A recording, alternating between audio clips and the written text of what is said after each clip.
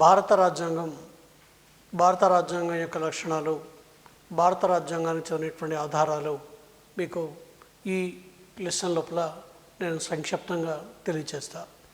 మనకి ఈ భారత రాజ్యాంగం అనేటువంటి కాన్సెప్ట్ని తీసుకున్నప్పుడు భారత రాజ్యాంగ పరిషత్ భారత రాజ్యాంగాన్ని రూపొందించింది. భారత రాజ్యాంగాన్ని రాజ్యాంగ పరిషత్ రూపొందించడంతో పాటు మనకి బ్రిటిష్ వాళ్ళు భారతదేశాన్ని పరిపాలించేటువంటి రోజుల లోపల రెండవ ప్రపంచ యుద్ధం జరుగుతున్న రోజుల్లో 1939 నుంచి 1945 మధ్యకాలంలో రెండవ ప్రపంచ యుద్ధం జరిగింది. రెండవ ప్రపంచ యుద్ధ కాలంలోనే మనకి ఒక ప్రకటన చేశారు. రెండవ ప్రపంచ యుద్ధంలో భారతదేశం బ్రిటన్కి సహకారాన్ని అందించినట్టయితే స్వాతంత్రం వచ్చిన తర్వాత, యుద్ధం పూర్తయిన తర్వాత భారతదేశానికి స్వాతంత్రాన్ని ప్రసాదించే విషయాన్ని పరిశీలిస్తామని చెప్పి బ్రిటిష్ ప్రభుత్వం ఓ ప్రకటన చేసింది. దానికి అనుగుణంగా 1946లో క్యాబినెట్ మిషన్ ప్లాన్ భారతదేశానికి వచ్చింది. దీన్ని మంత్రిత్రయ రాయబారం అని పిలుస్తాం. ఈ మంత్రిత్రయ రాయబారం భారతదేశానికి వచ్చి భారతదేశంలో రాజ్యాంగ పరిషత్కి ఎన్నికలు నిర్వహించండి, రాజ్యాంగ పరిషత్తును ఏర్పాటు చేసుకోండి, రాజ్యాంగ పరిషత్ రాజ్యాంగాన్ని రూపొందించుకుంటే భారతదేశానికి స్వాతంత్రాన్ని ఇచ్చేటువంటి అంశాలని మేము పరిగణలోకి తీసుకుంటామని చెప్పి ఒక ప్రకటన చేశారు. దానికి అనుగుణంగా 1946 లోపల భారత రాజ్యాంగ పరిషత్కి ఎన్నికలు నిర్వహించారు. ఆ ఎన్నికల లోపల రాజ్యాంగ పరిషత్ మొట్టమొదటి యొక్క సమావేశం 1946 డిసెంబర్ 9వ తేదీన సమావేశం జరిగింది. ఈ సమావేశానికి తాత్కాలిక అధ్యక్షుడిగా సచ్చిదానంద సిన్హా అనేటువంటి ఆయన తాత్కాలిక అధ్యక్షుడిగా ఎన్నికయ్యాడు. ఆ తర్వాత రాజ్యాంగ పరిషత్ యొక్క అధ్యక్షుడిగా బాబు రాజేంద్ర ప్రసాద్ని రాజ్యాంగ పరిషత్ యొక్క అధ్యక్షుడిగా ఎన్నుకున్నారు. ఈ రాజ్యాంగ పరిషత్ రాజ్యాంగ రచన కమిటీ చైర్మన్గా అంబేద్కర్ని, ఆయనతో పాటు 7 సభ్యులతో కూడుకున్నటువంటి ఒక రచనా కమిటీని, డ్రాఫ్టింగ్ కమిటీని ఏర్పాటు చేయడం జరిగింది. 2 సంవత్సరాల 11 నెలల 18 రోజులు సమావేశమై లేదా సమావేశ కాలంలో ఇది భారత రాజ్యాంగాన్ని రూపొందించి 1949 నవంబర్ 26వ తేదీన భారత రాజ్యాంగాన్ని ఆమోదించడం.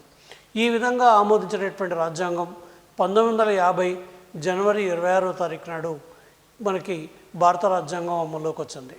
మనకి ప్రపంచంలో ఉన్నటువంటి అనేక రకాల విషయాల్ని భారత రాజ్యాంగంలోకి స్వీకరించడం జరిగింది. అంటే భారతదేశ ఆర్థిక, రాజకీయ, మత, సాంస్కృతిక పరిస్థితులకు అనుగుణంగా ఏ విషయాలైతే ఉన్నాయో ఆ అనేక రకాలైనటువంటి విషయాల్ని ప్రపంచంలో ఉన్నటువంటి అనేక రాజ్యాంగాల నుంచి కొన్ని మంచి విషయాలు భారతదేశానికి అవసరమైనటువంటి విషయాల్ని గ్రహించడం జరిగింది. ఆ విధంగా భారత రాజ్యాంగం లోపలికి మనకి ప్రపంచంలో ఉన్నటువంటి అనేక దేశాల్లో ఉన్నటువంటి విషయాల్ని మొత్తాన్ని కూడా గ్రహించారు. కాబట్టి మనం మొట్టమొదటిసారిగా ఏం తీసుకుందామంటే భారత రాజ్యాంగం ప్రపంచంలో ఉన్నటువంటి రాజ్యాంగాల నుంచి ఏ అంశాలను స్వీకరించింది అనేటువంటి విషయాలు తీసుకుందాం. మనకి ప్రపంచంలో అత్యంత సుదీర్ఘమైనది భారత రాజ్యాంగం. సుమారు 60 రాజ్యాంగాలని అధ్యయనం చేసే భారత రాజ్యాంగ రూపకల్పన జరిపారు. అంటే ప్రపంచ లోపల ఉన్నటువంటి సుమారు 60 దేశాల రాజ్యాంగాల్ని అధ్యయనం చేసి 1950 జనవరి 26వ తేదీన భారత రాజ్యాంగం అమల్లోకి వచ్చింది. మన దేశ రాజ్యాంగంలో 395 ఆర్టికల్స్, 8 షెడ్యూల్స్, 22 భాగాలు ఉన్నాయి. అయితే ప్రస్తుతం మాత్రం ఎన్నున్నాయి అంటే ప్రస్తుతం భారత రాజ్యాంగం లోపల మనకి 12 షెడ్యూల్స్ ఉన్నాయి, 22 భాగాలు ఉన్నాయి, 395 అధికరణాలు ఉన్నాయి. కొత్తగా భారత రాజ్యాంగం అమల్లోకి వచ్చిన తర్వాత ఒక 4 షెడ్యూల్స్ని భారత రాజ్యాంగం లోపల చేర్చడం జరిగింది. భారత రాజ్యాంగంలో చేర్చినటువంటి అంశాల లోపల అతి ముఖ్యమైనటువంటి అంశం ఏమిటి అంటే 1935 భారత ప్రభుత్వ చట్టం. ఈ 1935 భారత ప్రభుత్వ చట్టానికి సంబంధించినటువంటి అనేక విషయాలని భారత రాజ్యాంగంలోకి గ్రహించడం జరిగింది. ఉదాహరణకి మీరు చూడండి, దీనిని భారత రాజ్యాంగానికి జిరాక్స్ కాపీగా పేర్కొంటారు.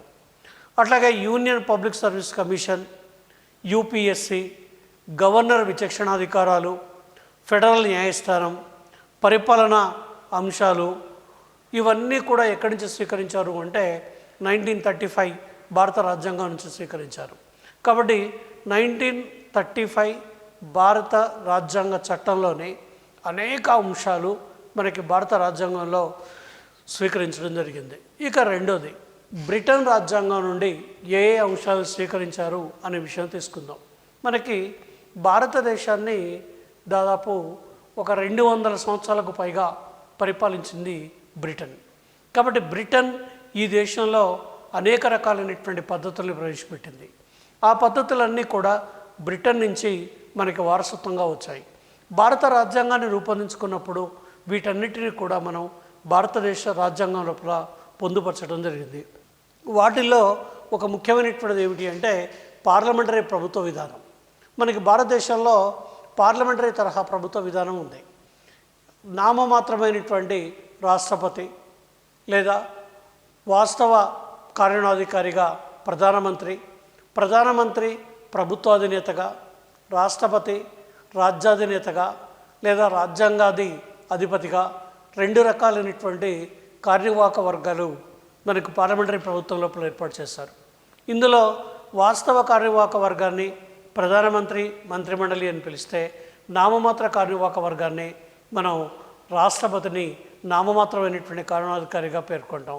కాబట్టి బ్రిటన్ యొక్క రాణిని భారతదేశం యొక్క రాష్ట్రపతి పదవిని ఏర్పాటు చేయడం జరిగింది. అట్లాగే బ్రిటన్లో ప్రధానమంత్రి, మంత్రిమండలి ఎలా అయితే ఉన్నదో అదేవిధంగా భారతదేశంలో కూడా మనకి ప్రధానమంత్రి, మంత్రిమండలి వాస్తవ కార్యనిర్వాహక వర్గంగా ఏర్పాటు చేయడం జరిగింది. అట్లాగే బ్రిటన్లో ఏ విధంగా అయితే ద్విసభ విధానం ఉందో, ఒకటి ఎగో సభ house of Lord's, దిగో Sabha house of Commons, 2 సభలు బ్రిటన్లో ఏ విధంగా ఉన్నాయో భారతదేశంలో కూడా ఎగో సభ, రాజ్యసభ, దిగో సభ, లోక్సభ అనేటువంటి ద్విసభ విధానాన్ని భారతదేశం లోపల ఏర్పాటు చేయడం జరిగింది. ఇక దీని తర్వాత ఉన్నటువంటి బ్రిటన్ రాజ్యాంగం నుండి స్వీకరించినటువంటి వాటి లోపల ఏకపౌరత్వం ఒకటి. ఏకపౌరత్వం అంటే దేశం మొత్తానికి కూడా ఒకే పౌరసత్వం ఉండటం. సమన్యాయ పాలన అంటే చట్టం ముందు అందరూ సమానమే, చట్టం అన్ని రంగాలకి సమానంగా వర్తిస్తుంది, ఏ వ్యక్తి చట్టానికి అతీతుడు కాదు అని చెప్పేటువంటి చట్టం ముందు అందరూ సమానులే అనేటువంటి ఈ కాన్సెప్ట్ని ఏవి డైసీ, బ్రిటన్కు చెందినటువంటి ఏవి డైసీ అనేటువంటి ఆయన the law of the constitution అనేటువంటి గ్రంథం లోపల ఈ కాన్సెప్ట్ను తెలియచేశాడు. కాబట్టి భారతదేశం లోపల సమన్వయ పాలన ఉంది. క్యాబినెట్ ప్రభుత్వం మనకు తెలుసు, మంత్రుల్ని మనం సాధారణంగా 3 రకాలుగా పేర్కొంటాం. క్యాబినెట్ మంత్రులని, స్టేట్ మంత్రులని, సహాయ మంత్రులని 3 రకాలైనటువంటి మంత్రులుగా పేర్కొంటాం. ఈ విధానాన్ని కూడా మనం బ్రిటన్ రాజ్యాంగం నుండి గ్రహించాం. శాసనసభ్యుల యొక్క హక్కులు, ఆ తర్వాత ఎన్నికల వ్యవస్థ, శాసన నిర్మాణ ప్రక్రియ, speaker, deputy speaker, controller and auditor general, ఇవన్నీ కూడా మనం బ్రిటన్ నుంచే తీసుకున్నాం. ఇక అటార్నీ జనరల్, రిట్స్ జారీ చేసే విధానం, రిట్లు జారీ చేసేటువంటి విధానం సుప్రీంకోర్టు రిట్లను జారీ చేస్తుందని చెప్పాం. ఒకటి ఏమిటి అంటే హేబియస్ కార్పస్ అని, సెర్స్యోరారీ అని, మాండమస్ అని, కోవారెంటో అని ఈ రిట్లని సుప్రీంకోర్టు జారీ చేస్తుంది. ఇక దిగువ సభ ఆధిక్యత, ఏకీకృత సమీకృత న్యాయ వ్యవస్థ, దిగువ సభకి మంత్రిమండలి బాధ్యత వహించటం, ఉద్యోగుల ఎంపిక పద్ధతులు, ఉద్యోగి స్వామ్యం, దేశాధిపతి నామమాత్రపు అధికారిగా వ్యవహరించటం, ఈ లక్షణాలన్నీ కూడా మనం ఎక్కడి నుంచి తీసుకున్నాము అంటే మనం బ్రిటన్ యొక్క రాజ్యాంగం నుంచే తీసుకున్నాం. కాబట్టి అందుకోసమే దీన్ని వెస్ట్ మినిస్టర్ మోడల్ అని పిలుస్తాం. వెస్ట్ మినిస్టర్ మోడలు అంటే బ్రిటన్లో పార్లమెంటరీ తరహా ప్రభుత్వంలో ఏ సాంప్రదాయాలు అయితే అమలు జరుగుతున్నాయో అదే రకమైనటువంటి సాంప్రదాయాల్ని భారతదేశంలో మనం అమలు చేస్తున్నాం. దీనికి కారణం ఏమిటి అంటే బ్రిటిష్ వాళ్ళు భారతదేశాన్ని పరిపాలించే రోజుల్లో చార్టర్డ్ యాక్ట్ 1793 చార్టర్డ్ యాక్ట్ నుంచి లేదా 1909 మింటో మార్లే సంస్కరణలు, 1919 మాంటింగ్ చల్స్ఫర్డ్ సంస్కరణలు లేదా 1935 భారత రాజ్యాంగ చట్టం. అంటే ఈ విధంగా భారతదేశంలో బ్రిటిష్ వాళ్ళు ప్రవేశపెట్టిన చట్టాలు ఏవైతే ఉన్నాయో ఈ చట్టాలన్నిటినీ కూడా మనం భారతదేశానికి స్వాతంత్రం వచ్చిన తర్వాత మన రాజ్యాంగ సాంప్రదాయాలుగా వీటిని మార్చుకొని వీటిని అమలు చేయడం జరుగుతుంది. కాబట్టి మన యొక్క మోడల్ని వెస్ట్ మినిస్టర్ మోడల్ని పిలుస్తాం. వెస్ట్ మినిస్టర్ మోడల్ అంటే మనం బ్రిటన్ నుంచి అనేక రకాలైనటువంటి విషయాల్ని స్వీకరించడం జరిగింది. దీని తర్వాత ఉన్నటువంటి అమెరికా రాజ్యాంగం నుండి మనం ఏ విషయాలు స్వీకరించాం అనే విషయం తీసుకుందాం. అమెరికా రాజ్యాంగం నుండి అతి ముఖ్యమైనటువంటిది ఏమిటి అంటే లిఖిత రాజ్యాంగం. మనకు తెలుసు ప్రపంచంలో మొట్టమొదటి లిఖిత రాజ్యాంగాన్ని అమెరికా రాజ్యాంగంగా పేర్కోవచ్చు. 1787లో ఫిలడెల్ఫియా సమావేశం లోపల అమెరికా రాజ్యాంగాన్ని రూపొందించుకుంది. ఫిలడెల్ఫియా సమావేశంలో అమెరికా రాజ్యాంగాన్ని రూపొందించుకొని 1789 నుండి అమెరికాలో రాజ్యాంగం అమల్లోకి వచ్చింది. యుఎస్ఏగా ఏర్పడింది. అంటే 13 రాష్ట్రాలతోటి యునైటెడ్ స్టేట్స్ ఆఫ్ అమెరికా అనేటువంటి దేశంగా అమెరికా 1789లో ఏర్పడింది. కాబట్టి అమెరికా నుంచి మనం లిఖిత రాజ్యాంగాన్ని స్వీకరించాం. అట్లాగే అమెరికా రాజ్యాంగం నుంచే ప్రాథమిక హక్కుల ప్రకటనని మనం స్వీకరించాం. మనకి ప్రాథమిక హక్కుల యొక్క ప్రస్తావన అమెరికా రాజ్యాంగంలో స్పష్టంగా ఉంది. మనకి బ్రిటన్లో కూడా బిల్ ఆఫ్ రైట్స్ ఉన్నాయి. మాగ్నా కార్టా అంటాం, 1215 మాగ్నా కార్టా అని చెప్పి పిలుస్తాం. అట్లాగే భారతీయ మాగ్నా కార్టా ఏమిటి అంటే మన యొక్క ప్రాథమిక హక్కుల్ని మనం అమెరికా రాజ్యాంగం నుంచి ఈ హక్కుల ప్రకటనని మనం స్వీకరించడం జరిగింది. ఇక రాజ్యాంగ ఆధిక్యత అంటే మనది దృఢమైనటువంటి రాజ్యాంగ లక్షణంగా దీన్ని స్వీకరించాం. ప్రవేశిక మనకి అతి ముఖ్యమైనటువంటి అంశం ఏమిటి అంటే భారత రాజ్యాంగం యొక్క ఆశయాలు, భారత రాజ్యాంగం యొక్క లక్ష్యాలు మొత్తం కూడా మనం ప్రవేశిక లోపల పొందుపరుచుకున్నాం. ఈ ప్రవేశికని మనం అమెరికా రాజ్యాంగం నుంచి గ్రహించాం. అమెరికాలో ఏమంటారు అంటే we the people of United States అనే పదాలతోటి అమెరికా రాజ్యాంగం ప్రారంభమవుతుంది. అట్లాగే భారత రాజ్యాంగం కూడా we the people of India అనే పదాలతో స్టార్ట్ ఉంది. We the people of India అంటే భారత ప్రజలమైన మేము సర్వసత్తాక గణతంత్ర అనేటువంటి విధంగా భారత రాజ్యాంగం లోపల ప్రవేశిక అనేటువంటి పదాన్ని మనం చేర్చడం జరిగింది. అట్లాగే న్యాయ సమీక్షాధికారాన్ని కూడా అమెరికా రాజ్యాంగం నుండి గ్రహించాం. న్యాయ సమీక్షాధికారం అంటే ఏమని చెప్తున్నామంటే రాజ్యాంగానికి వ్యతిరేకంగా పార్లమెంటు కానీ శాసనసభలు కానీ చట్టాలు రూపొందించినట్లయితే ఆ చట్టాలు చెల్లవని ఉన్నత న్యాయస్థానం సుప్రీంకోర్టు కానీ హైకోర్టు కానీ వాటిని తిరస్కరించడాన్ని మనం న్యాయ సమీక్షాధికారం అనే పేరుతో చెప్తాం. అంటే రాజ్యాంగానికి వ్యతిరేకంగా చట్టాలను రూపొందించే అధికారం పార్లమెంటుకు లేదని, ఆ విధంగా చట్టాలు తయారు చేస్తే అవి చెల్లవని న్యాయస్థానం సుప్రీంకోర్టు ప్రకటించడాన్నే మనం న్యాయ సమీక్షాధికారం అనేటువంటి ఈ కాన్సెప్ట్ని మనం అమెరికా రాజ్యాంగం నుండి గ్రహించాం. ఇక స్వతంత్ర ప్రతిపత్తి కలిగిన న్యాయ వ్యవస్థను కూడా మనం అమెరికా రాజ్యాంగం నుండి గ్రహించాం. మనకు తెలుసు స్వతంత్ర ప్రతిపత్తి భారతదేశానికి ఎందుకు అవసరం వచ్చింది అంటే భారతదేశంలో సమైక్య లక్షణాలు ఉన్నాయి. కేంద్ర ప్రభుత్వం, రాష్ట్ర ప్రభుత్వం లేదా అనేక రాష్ట్రాలు ఇవన్నీ ఉండడం వల్ల కేంద్ర రాష్ట్రాల మధ్య వివాదాలు ఏర్పడినప్పుడు నిష్పక్షపాతంగా పరిశీలన చేయడానికి, తీర్పులు ఇవ్వడానికి, రాష్ట్రాల మధ్య వివాదాలు ఏర్పడినప్పుడు కానీ లేదా ఇంకా ఏమని చెప్పచ్చు అంటే మనకి రాజ్యాంగానికి అర్థ వివరణ విషయంలోపల కానీ ఆ తీర్పుల్ని చెప్పేటువంటి అధికారం ఎవరికి ఉంది అంటే మనకి న్యాయస్థానానికే ఉంది. మనం న్యాయ సమీక్షాధికారం, స్వతంత్ర ప్రతిపత్తి కలిగిన న్యాయ వ్యవస్థ, రాష్ట్రపతిని తొలగించే మహాభియోగ తీర్మానాన్ని కూడా మనం ఎక్కడి నుంచి స్వీకరించాము అంటే అమెరికా రాజ్యాంగం నుండి స్వీకరించాం. అట్లాగే న్యాయమూర్తుల తొలగింపు ప్రక్రియ, ఉపరాష్ట్రపతి పదవి, రాజ్యాంగ సవరణ ప్రక్రియలో రాష్ట్రాలు పాల్గొనడం, ఆ తర్వాత దేశాధినేత పేరు మీదుగా పరిపాలనా వ్యవస్థను నిర్వహించడం, ప్రజా ప్రయోజన వ్యాజ్యం, పబ్లిక్ ఇంటరెస్ట్ లిటిగేషన్ అని చెప్తున్నాం. ఇవన్నీ కూడా మనం ఎక్కడి నుంచి స్వీకరించామంటే అమెరికా రాజ్యాంగం నుండే ఈ విషయాలన్నింటినీ కూడా స్వీకరించాం.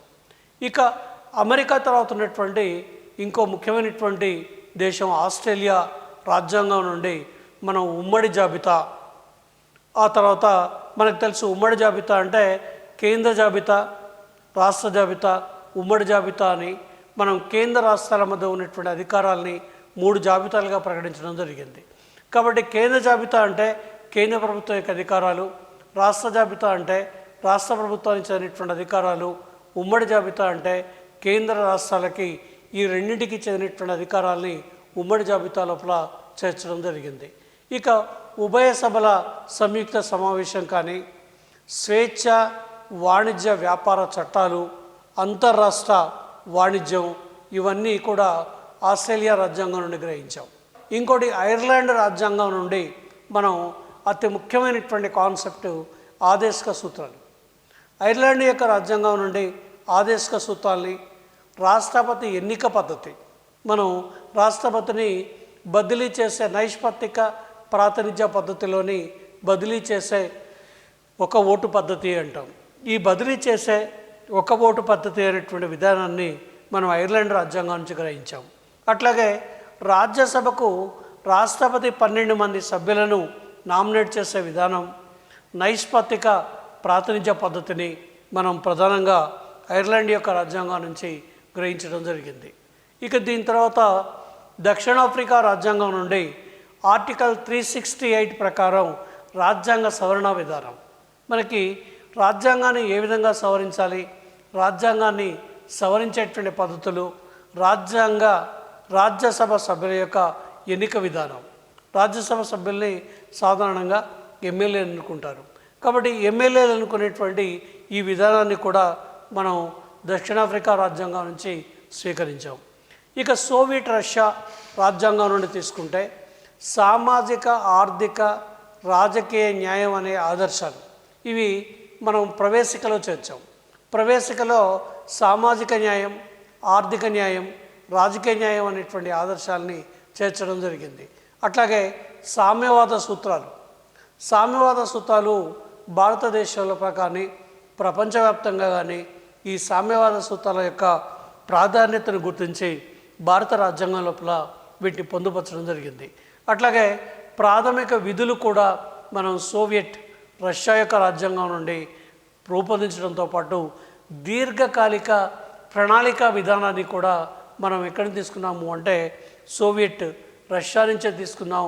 ఎందుకంటే నెహ్రూ ఒకసారి 1927లో రష్యాకు వెళ్ళినప్పుడు రష్యాలో జరిగినటువంటి అభివృద్ధిని చూసి ఆయన మంత్రముగ్ధుడై భారతదేశానికి స్వాతంత్రం వచ్చిన తర్వాత భారతదేశం లోపల కూడా ప్రణాళిక విధానాన్ని అమలు చేయాలి అనేటువంటి ఉద్దేశంతో ఆయన ప్రణాళిక విధానాన్ని భారతదేశం లోపల ప్రవేశపెట్టారు. ఆ విధంగా పంచవర్ష ప్రణాళికల్ని నెహ్రూ యొక్క ఆలోచన విధానాల నుంచి రష్యా నుంచి ప్రభావితుడై భారతదేశంలో ఆ విధానాలు ప్రవేశపెట్టారు.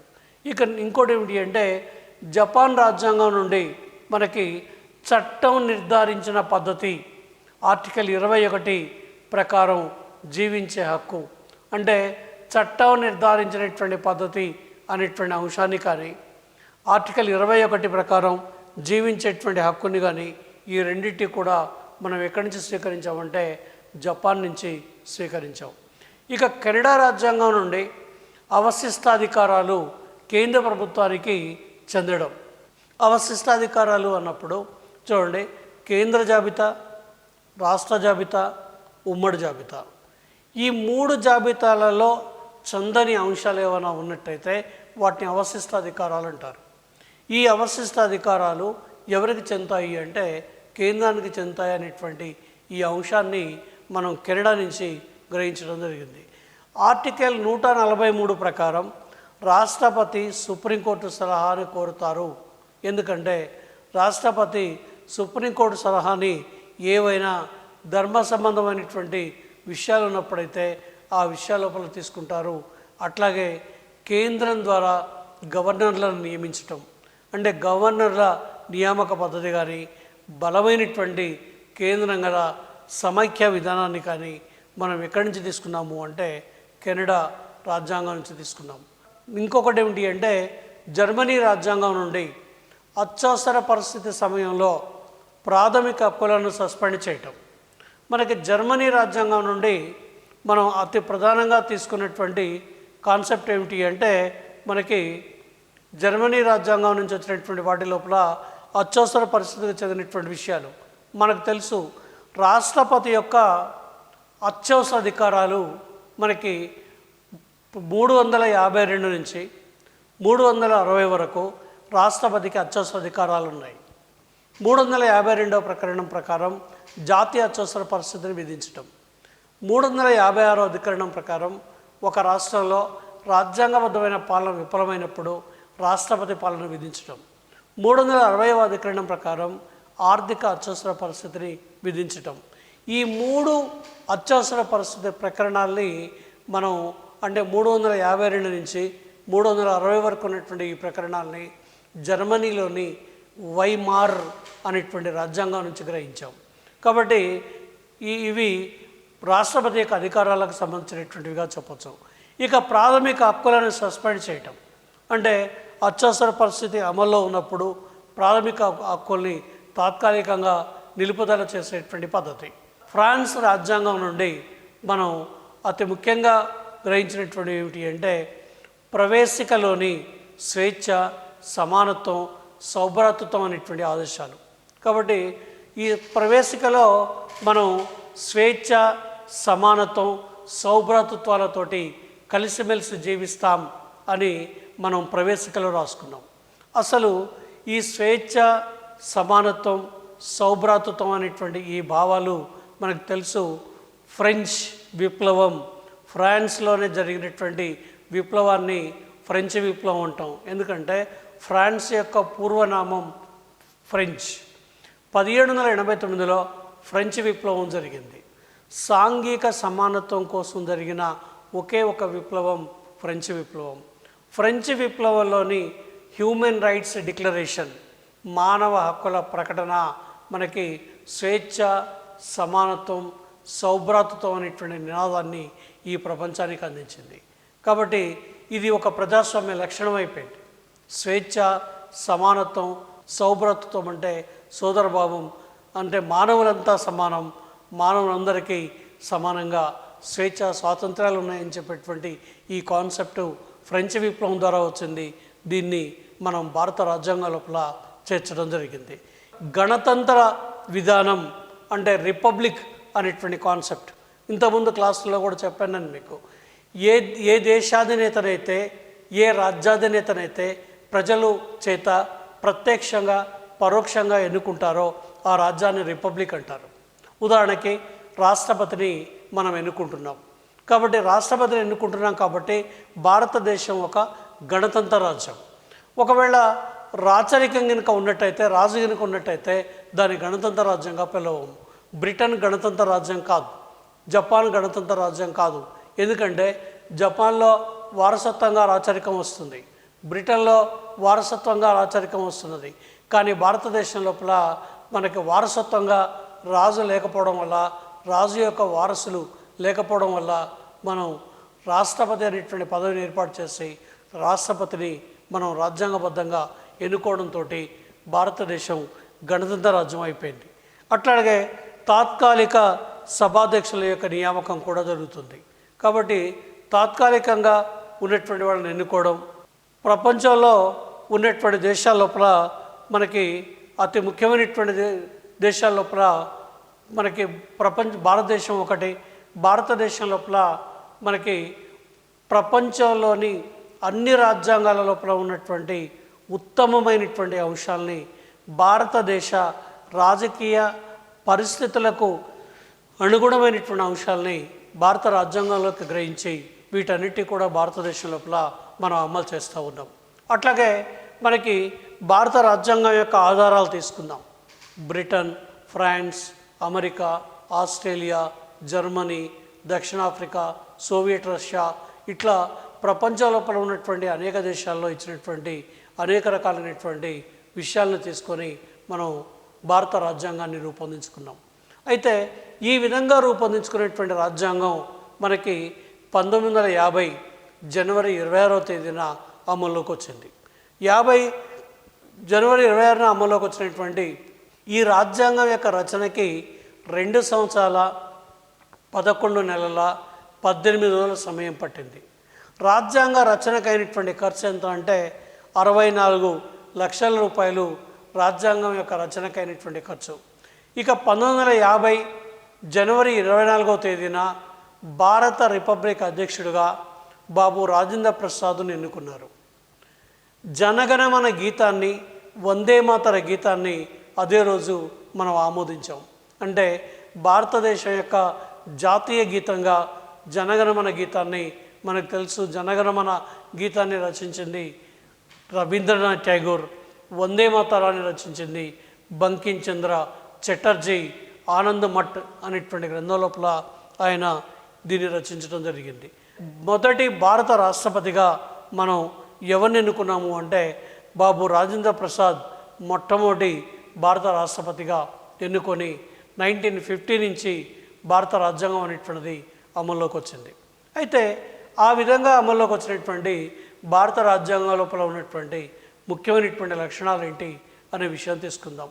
ఇక భారత రాజ్యాంగం లోపల ఉన్నటువంటి ఒకటి ఏమిటి అంటే సుదీర్ఘమైన అతిపెద్ద లిఖిత రాజ్యాంగం భారత రాజ్యాంగంగా చెప్తా ఉన్నాం. అంటే భారత రాజ్యాంగం అనేది సుదీర్ఘమైనటువంటి రాజ్యాంగం.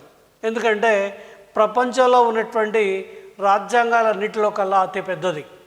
హెచ్వి కామత్ రాజ్యాంగాన్ని ఐరావతంతో పోల్చారు. ఎందుకంటే మన యొక్క రాజ్యాంగం ఏనుగుతో పోల్చారు. ఏనుగుతో పోల్చారు కాబట్టి మనది ఏనుగంత పెద్ద రాజ్యాంగాన్ని మనం రూపొందించుకోవడం జరిగింది. అందుకోసమే ఐరావతం భారత రాజ్యాంగ పరిషత్ గుర్తు.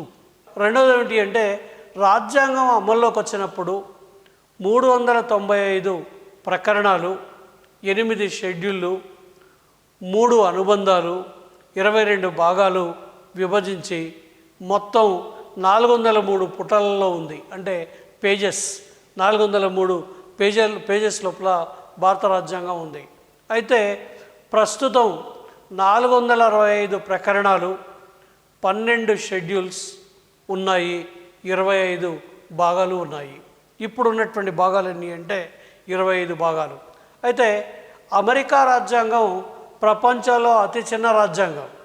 దీనిలో 7 అధికరణాలు మాత్రమే ఉన్నాయి. నేను అనుకుంటా అమెరికా రాజ్యాంగం ఓ 12-13 పేజీలు ఉంటుంది. ఆస్ట్రేలియా రాజ్యాంగంలో 128 అధికరణాలు ఉన్నాయి. కెనడా రాజ్యాంగంలో 147 అధికరణాలు మాత్రమే కెనడా రాజ్యాంగంలో ఉన్నాయి. అయితే భారత రాజ్యాంగంలో మాత్రం 465 అధికరణాలు అని చెప్తున్నాం. అమల్లోకి వచ్చినాడు 395 అధికరణాలు ఉన్నాయి. ఇప్పుడు 12 షెడ్యూల్స్ భారత రాజ్యాంగంలో ఉన్నాయని చెప్తున్నాం. ఇక రెండో లక్షణాన్ని ఏమని చెప్పచ్చు అంటే ప్రవేశిక. దీనిని అమెరికా రాజ్యాంగం నుండి గ్రహించారు. మనం ఏమంటామంటే దీన్ని పీఠిక అని, ప్రవేశిక అని పిలుస్తాం. మనకి ఈ పీఠిక లేదా ప్రవేశిక దేని గురించి తెలియచేస్తుంది అంటే రాజ్యాంగ ఆశయాలను గురించి తెలియచేస్తుంది. రాజ్యాంగ లక్ష్యాలను గురించి పీఠిక అనేటువంటిది తెలియచేస్తుంది. కాబట్టి ఈ పీఠికకి ఇప్పటి వరకు ఒకే ఒక సవరణ జరిగింది. అది ఎప్పుడు జరిగింది అంటే 1976లో జరిగిన 42వ రాజ్యాంగ సవరణ ద్వారా సామ్యవాద, లౌకిక, సమగ్రత అనే పదాలని ప్రవేశిక లోపల చేర్చారు. ఎప్పుడు అంటే 1976 లోపల ఈ 3 పదాలని కూడా భారత రాజ్యాంగంలో చేర్చడం జరిగింది.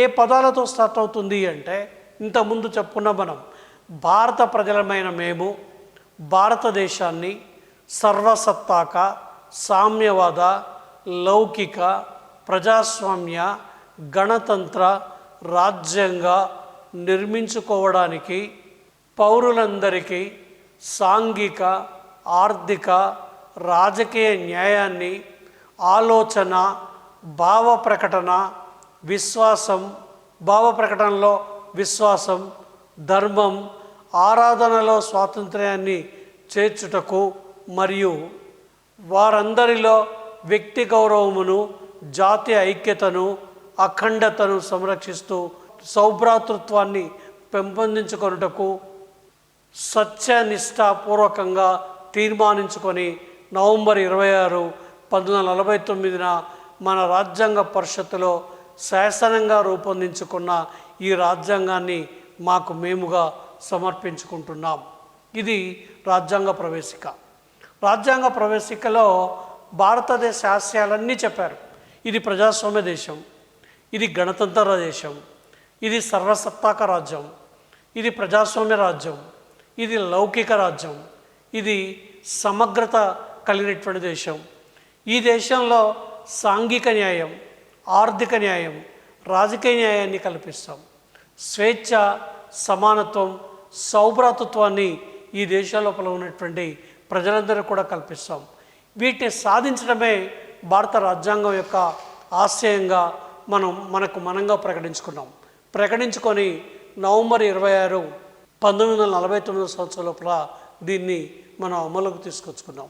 అంటే ఒక రకంగా భారత రాజ్యాంగ ప్రవేశిక లేదా పీఠిక భారతదేశం యొక్క ఆశయాలని, భారతదేశం యొక్క లక్ష్యాలని ప్రకటించినటువంటిది ఏమిటి అంటే పీఠిక లేదా దీని యొక్క ప్రవేశిక అనేటువంటి పేరుతో చెప్తున్నాం. ఇప్పటి వరకు ప్రవేశికకి ఒకే ఒక సవరణ జరిగింది. ఆ సవరణ 1976లో జరిగినటువంటి 42వ రాజ్యాంగ సవరణ. ఈ సవరణ ద్వారానే మనకి లౌకిక, సామ్యవాద, సమగ్రత అనేటువంటి ఈ 3 పదాలని భారత రాజ్యాంగం లోపల చేర్చడం జరిగింది అని చెప్పచ్చు. దీని తర్వాత ఉన్నటువంటి ఇంకొక దాన్ని ఏమని చెప్తున్నాము అంటే దృఢ అదృఢ రాజ్యాంగాల సమ్మేళనం అని చెప్తున్నాం. భారత రాజ్యాంగంలో 2 లక్షణాలు ఉన్నాయి. భారత రాజ్యాంగం సాధారణమైనటువంటి సమయాల లోపల అదృఢ రాజ్యాంగంగా పనిచేస్తుంది. అసాధారణమైనటువంటి సమయాల లోపల దృఢ రాజ్యాంగంగా పనిచేస్తుంది. దృఢ రాజ్యాంగం అంటే సులభంగా సవరించడానికి వీలు లేని రాజ్యాంగాన్ని దృఢ రాజ్యాంగం అంటారు. సులభంగా సవరించడానికి వీలైనటువంటి రాజ్యాంగాన్ని అదృఢమైనటువంటి రాజ్యాంగం అని చెప్తారు. అందుకోసమే భారత రాజ్యాంగం దృఢమైన స్వభావాన్ని, అదృఢమైనటువంటి స్వభావాన్ని, 2 స్వభావాల్ని కలిగి ఉంది. అందుకోసమే కొన్ని సాధారణమైనటువంటి విషయాల్ని పార్లమెంట్ హాజరైనటువంటి సభ్యుల లోపల 2/3 మెజారిటీ తోటి పార్లమెంట్ ఏం చేస్తుంది అంటే సవరణ చేస్తుంది. కానీ మౌలిక రాజ్యాంగ సవరణ చేయాలనుకున్నప్పుడు మాత్రం రాష్ట్రాలతో పాటు, కేంద్రంతో పాటు రాష్ట్రాలు కూడా రాజ్యాంగ సవరణలో పాల్గొనాలి. అది దృఢమైనటువంటి రాజ్యాంగ సవరణ పద్ధతి అని చెప్తా ఉన్నాం. కాబట్టి ఈ విధంగా సులభంగా సవరించే పద్ధతి అదృఢ రాజ్యాంగ పద్ధతి, సులభంగా సవరించడానికి వీలు లేని పద్ధతి అదృఢమైనటువంటి రాజ్యాంగ పద్ధతి.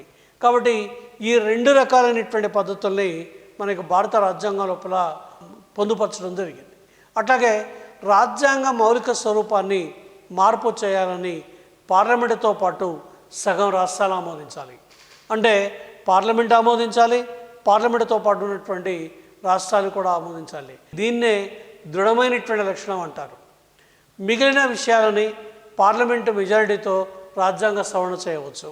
ఇంతకుముందు నేను చెప్పినట్టుగా దీన్నే అదృఢ రాజ్యాంగం అనేటువంటి పేరుతోటి పిలవడం జరుగుతుంది. దీని తర్వాత ఉన్నటువంటి అతి ముఖ్యమైనటువంటి అంశం ఏమిటి అంటే పార్లమెంటరీ ప్రభుత్వ విధానం. మనకి భారతదేశం బ్రిటన్ దేశం నుండి వెస్ట్ మినిస్టర్ మోడల్ ప్రభుత్వ విధానాన్ని స్వీకరించింది. రాజ్యాంగంలో ఎక్కడ పార్లమెంటరీ ప్రభుత్వం అని పేర్కొనలేదు. కాబట్టి ఎక్కడ కూడా పార్లమెంట్ అనేటువంటి పదాన్ని ఉపయోగించలేదు.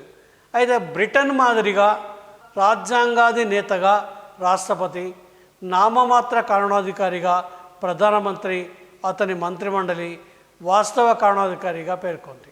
అంటే మనకి రాజ్యాంగం లోపల మనకి పార్లమెంటరీ ప్రభుత్వం అని పేర్కోకపోయినా రాజ్యాధినేత ఎవరు అంటే రాష్ట్రపతి, ప్రభుత్వాధినేత ఎవరు అంటే ప్రధానమంత్రి. కాబట్టి ఇద్దరు అధినేతలు మనకి భారత పార్లమెంటరీ తరహా ప్రభుత్వ విధానం లోపల కనిపిస్తారు. యావత్తు పరిపాలన రాష్ట్రపతి పేరు మీదుగా కొనసాగుతుంది. నిజానికి పరిపాలనని నిర్వహించేది, నిర్ణయాలు తీసుకునేది, అమలు చేసేది ఎవరు అంటే ప్రధానమంత్రి, మంత్రిమండలి ఆ నిర్ణయాలన్నింటినీ కూడా అమలు చేయడం జరుగుతుంది. కాబట్టి పార్లమెంటు అనగా రాష్ట్రపతి, లోక్సభ, రాజ్యసభ ఈ ముగ్గురిని కలిపి మనం ఏమని పిలుస్తామంటే పార్లమెంట్ అనేటువంటి పేరుతో పిలుస్తాం. ఈ పార్లమెంటు ప్రభుత్వం భారతదేశం లోపల అమల్లో ఉంది అని చెప్పచ్చు. ఏకకేంద్ర లక్షణాలు కలిగిన సమైక్య వ్యవస్థ ఒక భారత రాజ్యాంగం యొక్క లక్షణాల లోపల ఒక లక్షణంగా పేర్కోవచ్చు. చూడండి, భారత రాజ్యాంగం 1వ ప్రకరణం భారతదేశాన్ని యూనియన్ ఆఫ్ స్టేట్స్గా పేర్కొంది. ఇంకో విషయం గుర్తుపెట్టుకోండి, భారత రాజ్యాంగంలో ఎక్కడ కూడా సమాఖ్య అనేటువంటి పదాన్ని ఉపయోగించలేదు. ఫెడరల్ అనే పదం రాజ్యాంగంలో లేదు. కానీ భారతదేశంలో ఫెడరల్ లక్షణాలు ఉన్నాయి. సమైక్య ప్రభుత్వానికి చెందినటువంటి లక్షణాలు భారతదేశంలో ఉన్నాయి. చూడండి, మన రాజ్యాంగంలో ఎక్కడ ఫెడరల్, సమైక్య అనే పదం ఉపయోగించబడలేదు. సాధారణ పరిస్థితుల్లో సమైక్యగాను, అత్యవసర పరిస్థితుల్లో ఏకకేంద్ర ప్రభుత్వంగా భారత ప్రభుత్వం పనిచేస్తుంది. అంటే సాధారణమైనటువంటి పరిస్థితుల్లో మనకి ఎలా పనిచేస్తుంది అంటే సాధారణమైనటువంటి పరిస్థితుల్లో సమైక్య ప్రభుత్వంగా పనిచేస్తుంది. అసాధారణమైనటువంటి పరిస్థితుల లోపల ఏకకేంద్ర ప్రభుత్వంగా పనిచేసేటువంటి పరిస్థితి ఉంది. దీని తర్వాత ఉన్నటువంటి ఇంకోటి ఏమిటి అంటే భారతదేశంలో సమైక్య లక్షణాలు ఏంటి? మీరు చూడండి, లిఖిత రాజ్యాంగం ఒక సమైక్య లక్షణం. దృఢ రాజ్యాంగం సులభంగా సవరించడానికి వీలులేని రాజ్యాంగం. ఒకవేళ రాజ్యాంగాన్ని సవరించాలి అంటే కేంద్రం, రాష్ట్రం అందరూ కలిసి సవరించాలి. ఉదాహరణకి ఈ మధ్యకాలంలో జిఎస్టీ బిల్ కేంద్ర ప్రభుత్వం ప్రవేశపెట్టి ఆమోదించింది. జిఎస్టీ బిల్ని కేంద్ర ప్రభుత్వం ఆమోదించింది, రాష్ట్రాలు కూడా ఆమోదించినాయి.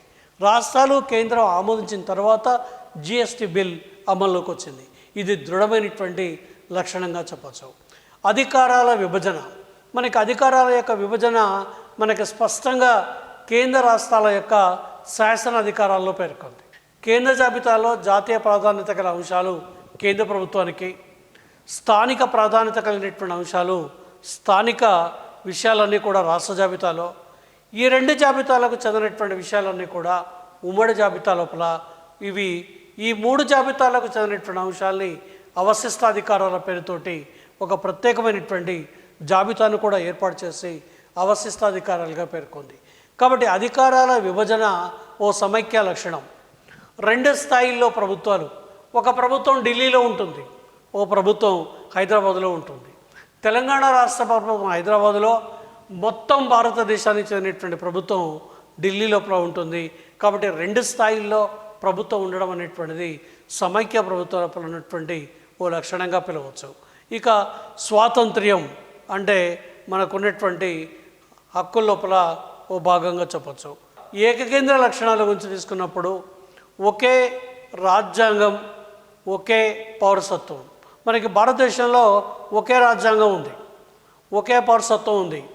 అఖిల భారత సర్వీసులు, రాష్ట్రపతి అత్యవసర అవకాశ అధికారాలు, గవర్నర్ నియామకం, ఎన్నికల సంఘం, రాష్ట్రాలపై కేంద్ర ప్రభుత్వ అధికారం, ఇవన్నీ కూడా ఏ లక్షణాలుగా చెప్పచ్చు అంటే ఏకకేంద్ర లక్షణాలుగా చెప్పచ్చు. మనకు తెలుసు ఒకే రాజ్యాంగం ఉంది, ఒకే పౌరసత్వం ఉంది భారతదేశంలో. అఖిల భారత సర్వీసుల్ని UPSC, Union Public Service Commission నిర్వహిస్తుంది. ఆ తర్వాత రాష్ట్రపతి అత్యవసర అధికారాలు ఉన్నాయి.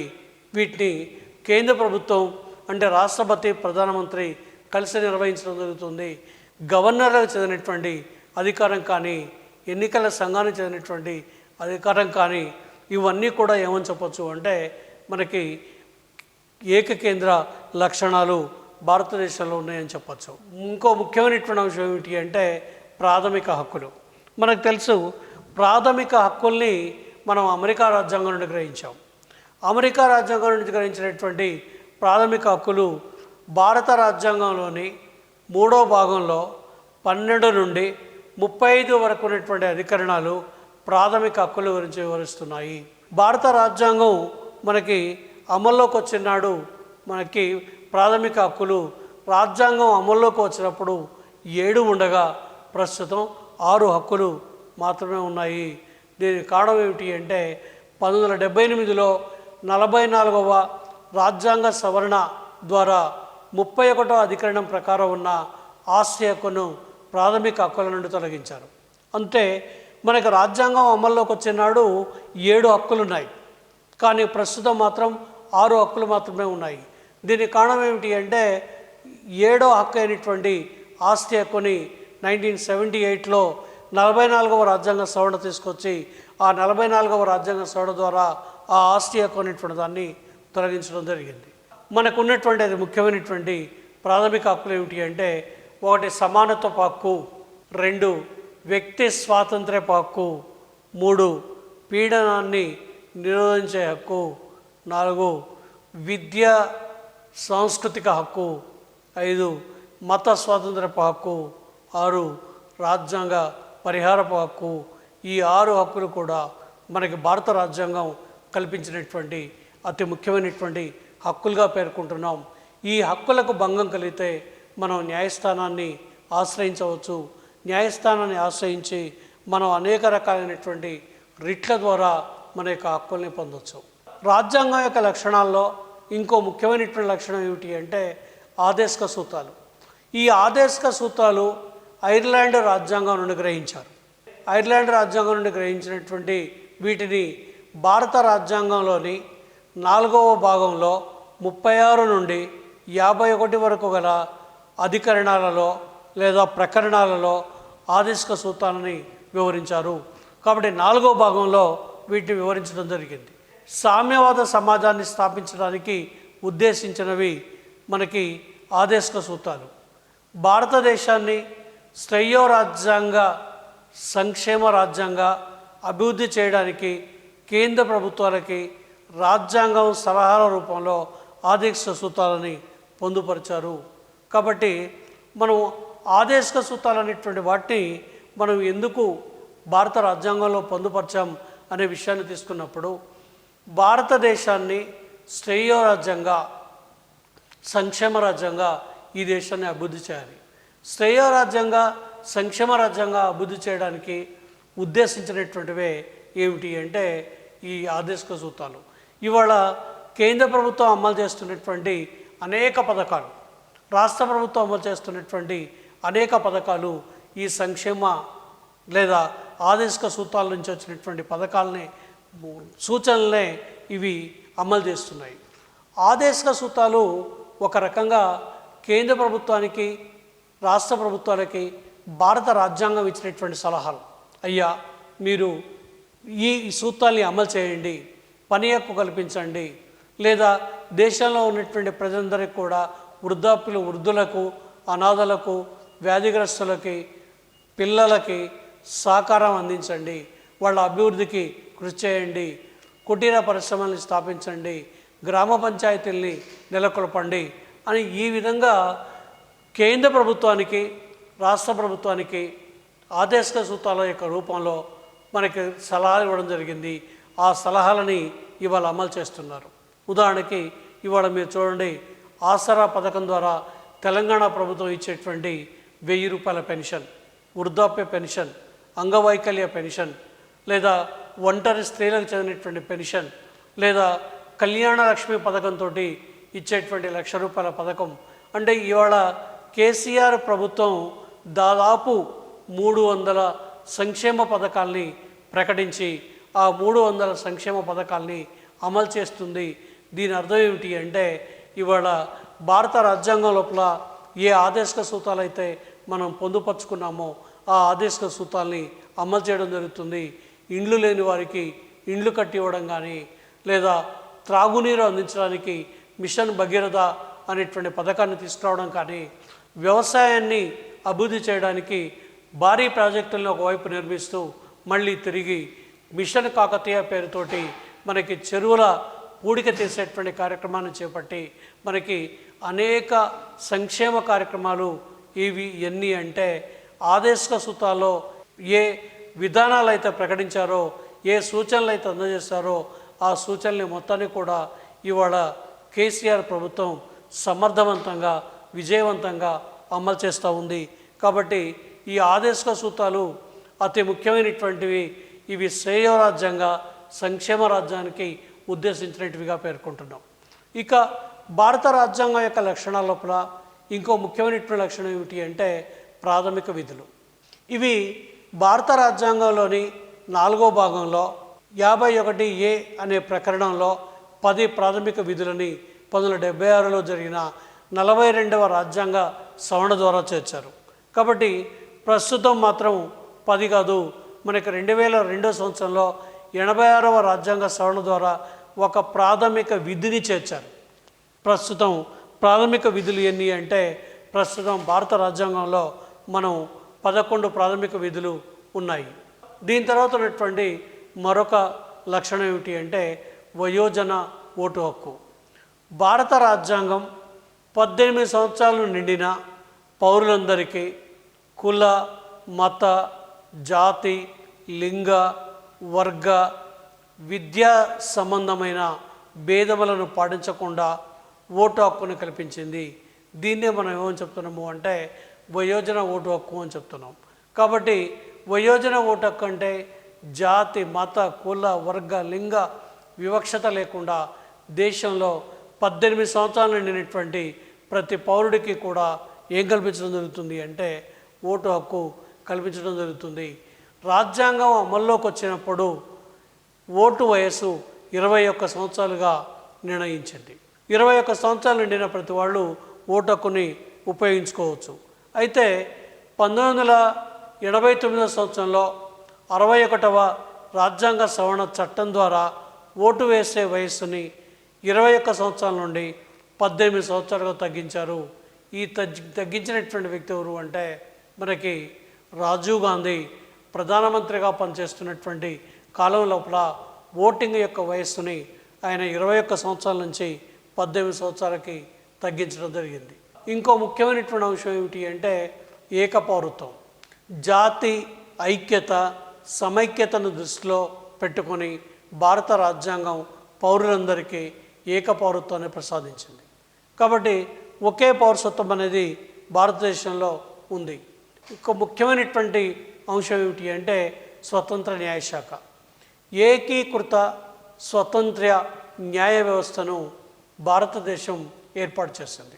అంటే భారత రాజ్యాంగం ఏకీకృత న్యాయ వ్యవస్థని భారతదేశంలో ఏర్పాటు చేస్తుంది. సుప్రీంకోర్టు ప్రజల ప్రాథమిక హక్కులని, రాజ్యాంగాన్ని సంరక్షిస్తుంది. ఎందుకంటే ప్రజల ప్రాథమిక హక్కులకు ఎలాంటి భంగం కలిగినా మనం సుప్రీంకోర్టును ఆశ్రయిస్తాం.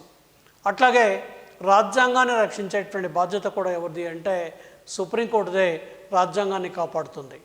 ఇక భారత న్యాయ వ్యవస్థ న్యాయ సమీక్షాధికారాన్ని కలిగి ఉంది.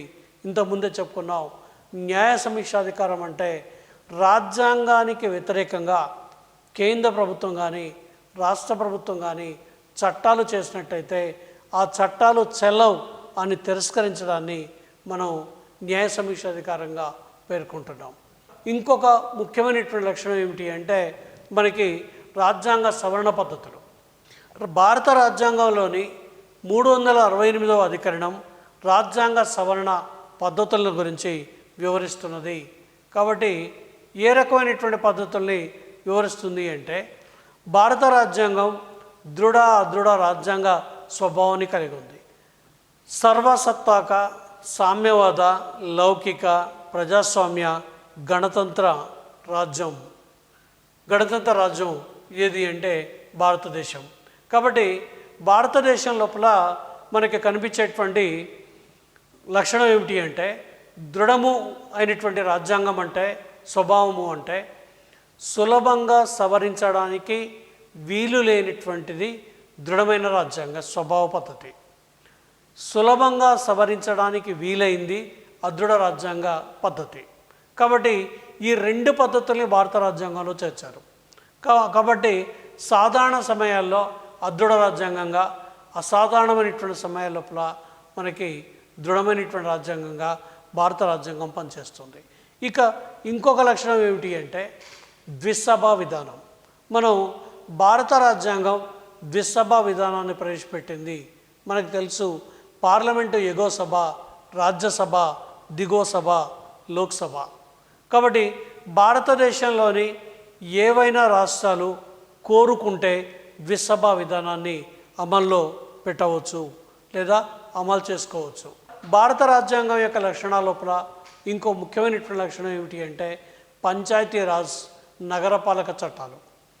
1992వ సంవత్సరంలో 73వ రాజ్యాంగ సవరణ ద్వారా గ్రామ పంచాయతీ అంటే పంచాయతీరాజ్ చట్టాన్ని 11వ షెడ్యూల్ను, 74వ రాజ్యాంగ సవరణ ద్వారా నగరపాలక సంస్థలను 12వ షెడ్యూల్లో చేర్చడం జరిగింది.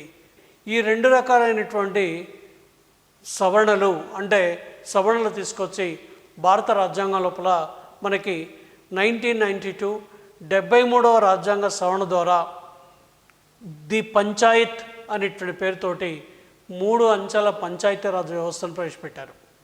అట్లాగే ది పంచాయత్ అనేటువంటి పేరుతోటి 29 అంశాలని అమలు చేయాలి అని చెప్పి పంచాయత్ అనేటువంటి పేరుతో పేర్కొన్నారు. అట్లాగే 11వ షెడ్యూల్ని కూడా దీంట్లో చేర్చారు. ఇక రెండవది 1992లోనే 74వ రాజ్యాంగ సవరణ పద్ధతిని తీసుకొచ్చారు. 74వ రాజ్యాంగ సవరణ పద్ధతిని తీసుకొచ్చి నగరపాలక సంస్థల్ని ఏర్పాటు చేశారు. నగరపాలక సంస్థలు అంటే మనకి మున్సిపల్ కార్పొరేషన్ కానీ, మున్సిపాలిటీలు కానీ, కంటోన్మెంట్ బోర్డు కానీ, టౌన్షిప్లు కానీ, పోర్ట్ ట్రస్టులు కానీ, లేక స్పెషల్ పర్సన్ ఏజెన్సీలు కానీ, ఇట్లా రకరకాల సంస్థల్ని ఒక 8 పట్టణ ప్రాంతాలకు చెందినటువంటి స్వపరిపాలనా సంస్థల్ని ఏర్పాటు చేయడం జరిగింది.